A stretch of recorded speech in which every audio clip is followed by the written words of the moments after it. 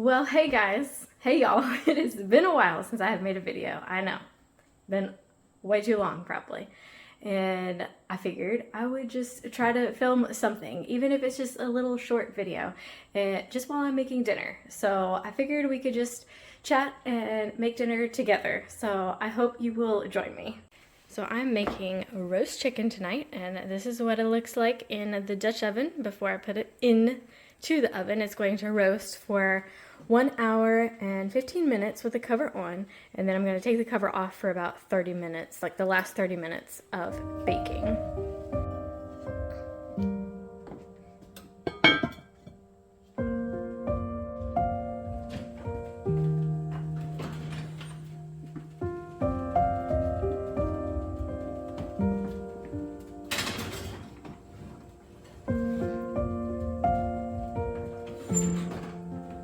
How many of you guys remember when I did my first sourdough? First ever sourdough video that I did almost 2 years ago now. I was scared to death when I put the Dutch oven into the oven with the sourdough in it because it changed colors and I had no idea that was going to happen. So I had to look up online and see if that was a legit thing that always happened. Turns out it is true. So the other Dutch oven that I have, the red one, that's the one that changed colors. But the one that I'm using today, the green one, actually does not change colors. So that's so nice. So excuse the noise that you may hear in the background. I have the back door open because the onions were getting to me and making me all teary-eyed as usual. So I just wanted to let you know you might hear some background noises. Even if my kids might be making noises downstairs watching TV. So, but I have been thinking that it would be kind of fun to change it up and not do so many cleaning videos and do more like cooking and being in the kitchen, because I had said last year that I'm on a journey to love cooking. And something that I have found out about myself is in order to love cooking, I needed it to look visually pleasing at the end, like the end result. And I have to enjoy the process of making that meal. So, and this is a meal right now that I enjoy making. Like, I have found out that I really like doing like a full whole roasted chicken. Oh, so that is what is on the menu tonight, along with just some corn. I'm just gonna boil it. Usually I like to put it in the oven, like wrapped up in tin foil with butter and like herbs and some like garlic. But since the chicken is in the oven, we're not gonna do that tonight. We're just gonna make it simple and just do boiled corn on the cob. But I am going to make mashed potatoes, and I'm gonna make red skin mashed potatoes tonight instead of the usual gold that I always do, because the gold potatoes lately have been kind of looking yucky. I even had to throw out almost an entire bag of them just like yesterday, or no, 2 days ago, because I smelled something really weird and I found like a rotting potato in there. And I found out that you are not supposed to consume any kind of rotting, like not rotting, but obviously not the rotting potatoes, but you are not supposed to consume any potatoes that smell weird, because that can be like bacteria growth and stuff. So you don't want to eat those, just so you know. Does anybody else despise all of these little tiny corn hairs that are just everywhere? And I feel like they're such a pain to clean up, but you gotta do it.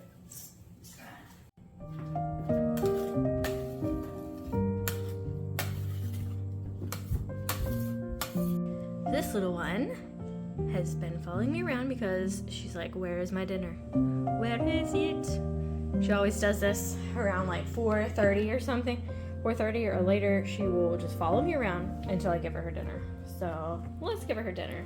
Pay no attention to the crazy floor of lots of stuff everywhere. Such is life.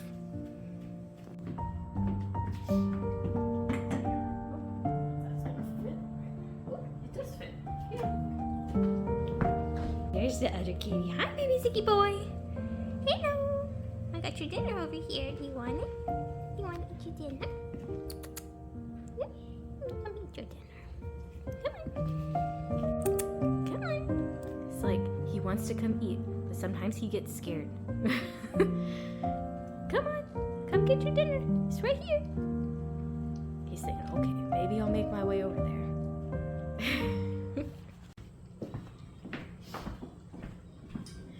Okay, so I was trying to decide whether or not I should leave the skin on the potatoes or peel the potatoes.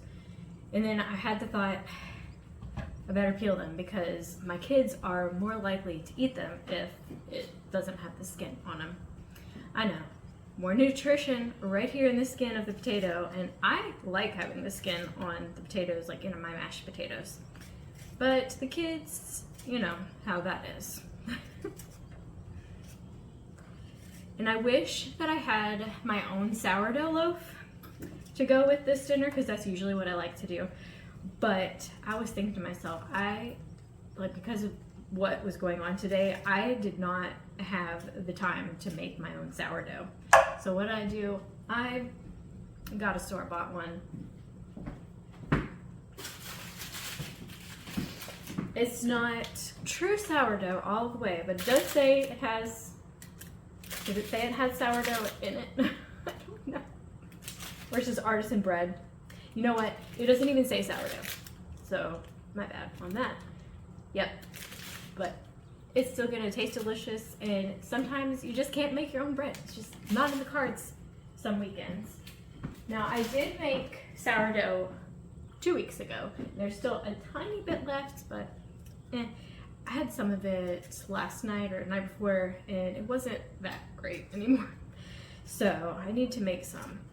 And something I've done that I tried out was make some of the little baby ones, because they're so adorable. I think they're so cute. And when I made them, I froze 2 of them just to test it out to see how well they did, and they did perfectly fine. I mean, we ate them within like a couple of weeks. But I want to do that. I would love to do one of those full baking days, like an entire day baking day of just making all kinds of things, including sourdough, like pancakes, muffins, cookies, like all the things, because I love baking so much. So cooking is not my favorite thing, which is what I'm trying to do, trying to love cooking more, trying to be in the kitchen more. I feel like the more I'm in the kitchen, the more I'm going to want to be in the kitchen and enjoy being in the kitchen. There's also some things that need to change in the kitchen. So I've been told by quite a few people how well organized I am, and I feel like I'm just finding this out this year that I'm really good at that. So this kitchen needs better organization, that's for sure. And I love spreadsheets. Guys, I just love them so much. Sorry, I'm sniffly a little bit, but I love making a really good spreadsheet that helps me stay efficient at work. So I'm thinking I need to make some spreadsheets for myself for the house for like homemaking purposes. And I have done a couple of those in the past, including my budget. Now my budget, that is a huge one. Like I'm really, really a huge big stickler about doing a budget with Excel spreadsheets, because I can input my own formulas, so it does all the math for me. Now I actually love math. I don't know if you know that about me. I don't know if I've ever said that before on my channel, but I do enjoy math. Like I've always liked it. Something about like a formula, you just plug it in and boom, you got it down. Like if it's a formula, like how easy is that? Now sometimes you have to figure out what formula is the right one to use, especially when you're in Excel. So I would love to make an Excel document for cooking, and what it would be, because I've had this idea for several years now and I have not fully implemented it. I've tried it a couple of times and I just haven't actually put it into place. But if you were to make a spreadsheet of all of the ingredients for all of the dinners that you make, even like the ingredients in your whole house, like or not ingredients, but like things you have in your pantry, your fridge, your freezer, everything like that. If you had it in a spreadsheet, and then you had like all of the dinners that go with those ingredients, you can filter it to see like, okay, I have this ingredient, what are the meals that I can make with this ingredient that I have in my house right now? Like what can I do? Because I know meal planning, that's something that everybody is like, oh, dreads meal planning. Because even I'm like, oh, what am I gonna make? What am I gonna make? Because my husband works 7 days on, 7 days off, and he works like 4 day shifts and then 3 night shifts. So when he is working, like today, he's on a day shift, it is my turn to make dinner. And then when he is off work for those 7 days, he usually makes dinner. So we kind of flip it. So every other week I'm thinking, oh my gosh, what am I gonna make? What am I gonna make?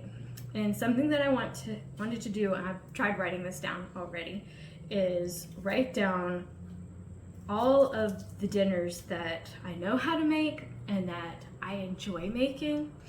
Just make a list of those so I can just come back to those all the time. And I'm a meal repeater. Like I'm a creature of habit. I like the same things over and over again. And my husband is not the same way, which I totally get.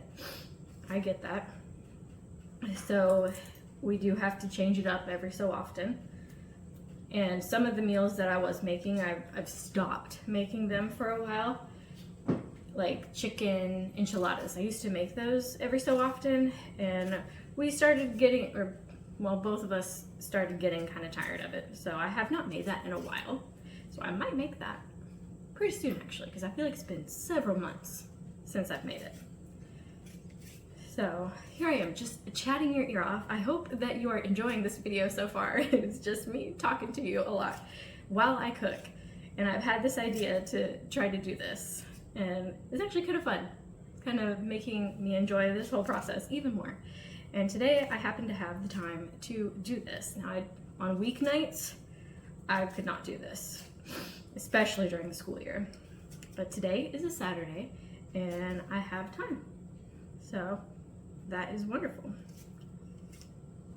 So if you are liking and enjoying this video, make sure to hit that like button and subscribe if you are new, if you have not subscribed already, because I just might be making more of these videos here soon.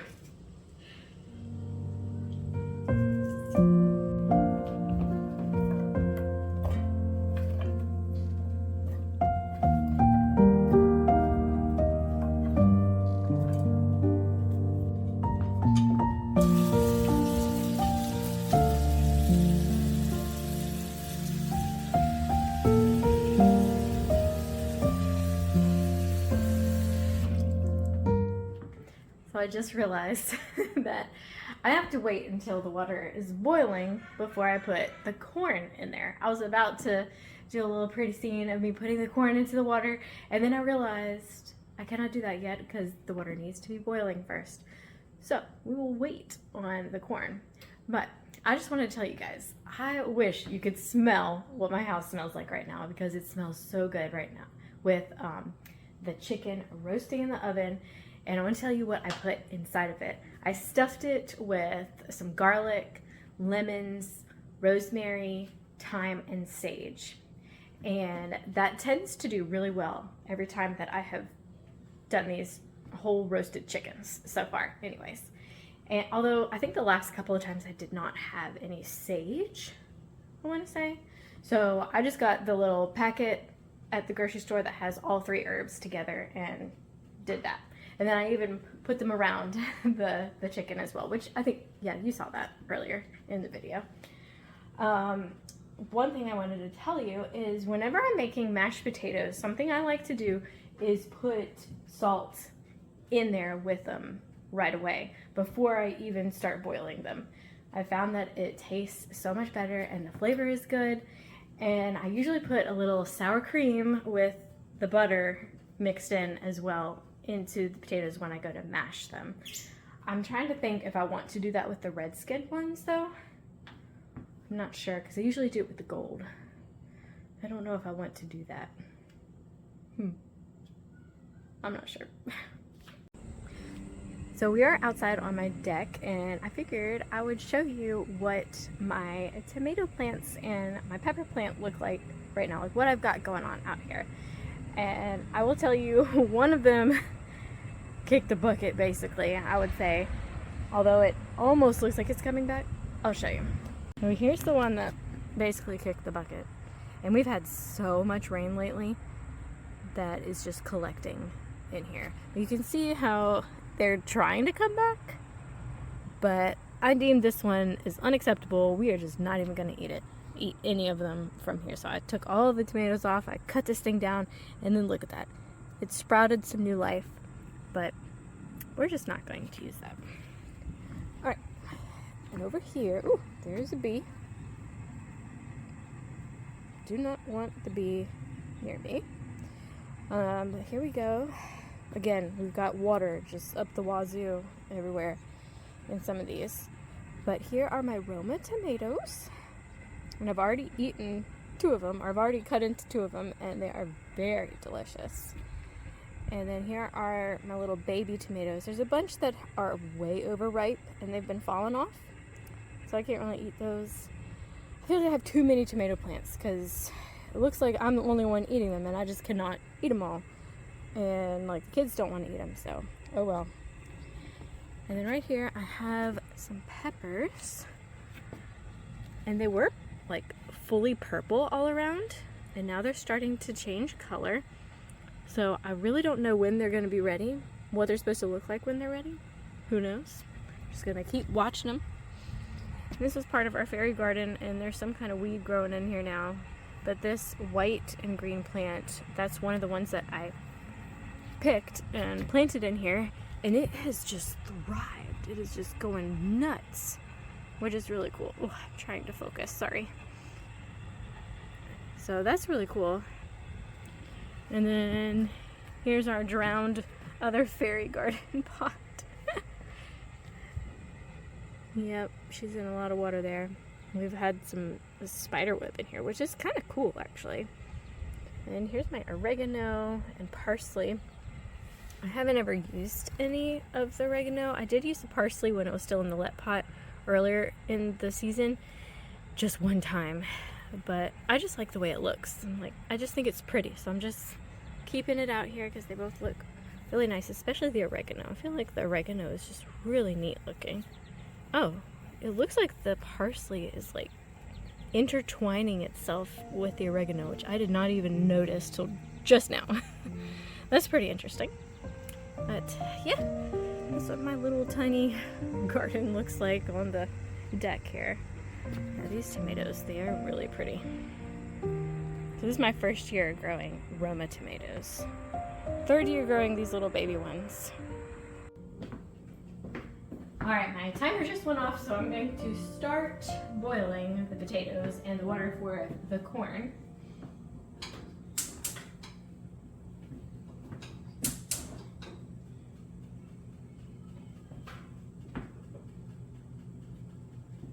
Okay. And something that I wanted to tell you, another tip that I will give you about loving cooking in your kitchen is watching a video, or not watching a video at the same time, but maybe listening to a video, especially another homemaker on YouTube. I just love doing that when it is my turn to cook. It helps me get motivated and feel like, yes, I am doing what I need to be doing and should be doing and want to do, because I want to do that for my family. I want to feed them. I want to give them good meals as best as I can. I'm not the best cook in the entire world, obviously. Like, I'm no Gordon Ramsay or the equivalent of that. But I'm trying. I have been trying so hard lately to do way better. I've learned how to make stuffed shells, which is really, really fun. And tomorrow night, I'm going to try, hopefully, making spinach manicotti, which I've never made manicotti before, so that's going to be interesting.